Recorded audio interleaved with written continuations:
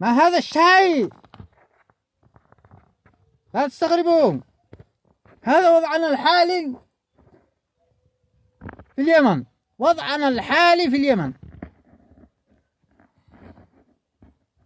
يعني نفس اللي يتخبي من المطر وسط البيت.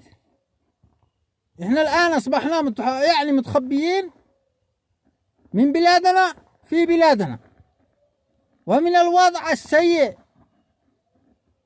هذا هو والله، هذا وضعنا، وضع مدهور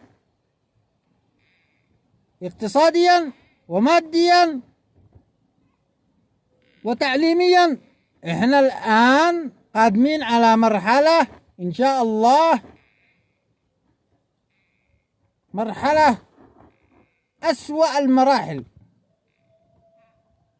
سنكون في قادم الأيام أسوأ من وضع غزة.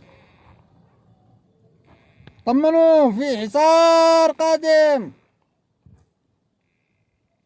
عاد الجوع اللي عشتوه عاد ما هو شيء، باقي جوع الآن جاي.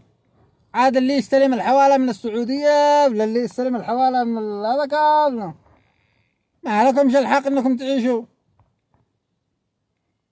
ثم جانهين. انا ما قد شفت حكام بالعالم كله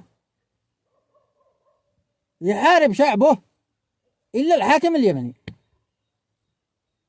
والله الا الحاكم اليمني. حرب صح بعدنا زروا يقتلوا عارنا، ما لنا حق ان احنا نعيشنا، يقتلونا. حرب اقتصادي، حاربونا على المعيشة. والله انكم ترجعوا تبيعوا لنا الاكسوجين بيع، تعبوا الاكسوجين في دباب وترجعوا تبيعوا لنا بيع.